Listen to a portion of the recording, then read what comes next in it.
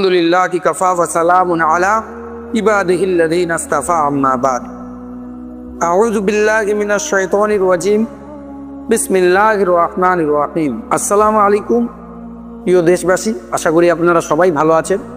আলহামদুলিল্লাহ আপনাদের দোয়াতে আল্লাহর রহমতে আমি অনেক ভালো আছি। আবার চলে এলাম আপনাদের সামনে, আপনাদের কাছে, আপনাদের সাথে। তো আজকের যে বিষয়টা, জিনের কোনো সমস্যা থাকলে ঘর বন্ধনা কখন করতে হয়, কীভাবে করতে হয়, এই বিষয়টা নিয়ে দেখুন। অনেক সময় দেখেছি আমি, যে পেশেন্ট দেখছি, আজকেও সকাল থেকে অনেক পেশেন্ট দেখলাম। তো পেশেন্ট দেখছি কারোর ঘর বন্ধনা কেউ করে রেখেছে, তার বাস্তুতে জিনের সমস্যা ছিল, জিনের সমস্যাটাকে বন্ধনা করে দিয়েছে। না, এরকমভাবে ঘর বন্ধনা যদি কেউ করতে চায় করবেন না। ঘর বন্ধনা ওরকম করা, আপনার বাস্তুর মধ্যে একটা জিনের কোনো সমস্যা আছে, তো আমি গিয়ে যদি তার উপরে বন্ধনাটা করি বা বাঁধনটা করি, সে কিন্তু ভিতরেই থেকে যায়। তো কি করতে হয়, ওকে গিয়ে আগে কাটতে হয়, ওকে তাড়াতে হয়, বাস্তু থেকে সরাতে হয়। সরাবার পরে তারপরে আপনার বাস্তুটা বন্ধনা বা বাঁধন করবেন, দেখবেন ইনশাল্লাহ তখন আপনার কিন্তু পুনরায় সেই সমস্যার সমাধানটা হয়ে গিয়ে আপনার পুনরায় ভালো সময়টা ফিরে আসবে। সেরকমই বাস্তু বন্ধনা 1, আর 2 হচ্ছে বাঁধন। তো বাঁধন যেটা, মানুষ যদি কিছু করে, মানুষের হাত থেকে বাঁচতে গেলে বাস্তুটা বাঁধন করতে হয়। আর জিন অথবা শয়তানের যদি কোনো রকমের প্রভাব থেকে থাকে, বাস্তুটা বন্ধনা করতে হয়।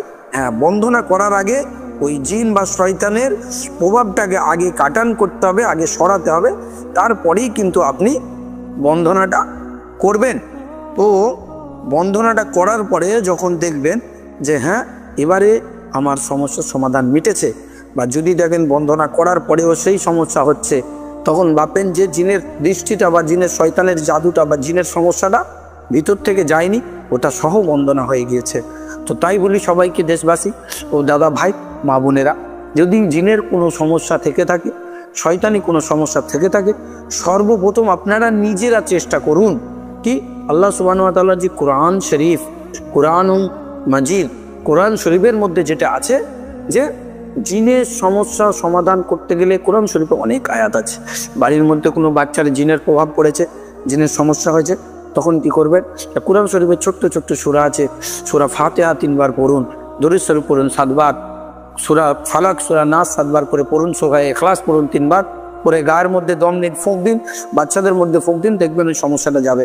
তারপরেও যদি না গিয়ে থাকে, তো অবশ্যই আপনারা আমাদের সাথে যোগাযোগ করুন, ইনশাআল্লাহ তাআলা আমরা সেই সমস্যাটা আপনাদের সমাধান করে দেব, সমাধান হয়ে যাবে। এই বলে আজকের ভিডিও, ছোট্ট ভিডিও আপনাদের কাছে শেষ করলাম।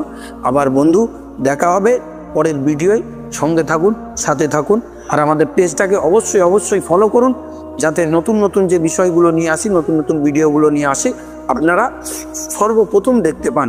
ওই জন্য করে আপনাদের এই ভালোর জন্য, আপনাদের এই ভালো চিন্তা ভাবনা করে আমি রোজই আসি। ইনশাল্লাহ আপনাদের ভালো হোক, আল্লাহ সুবহানাহু ওয়া তাআলা সবাইকে খুশিতে রাখুক, সুখে রাখুক, রুজি রোজগারে বরকত দিক, বালা মুসিবত দূর করে দিক।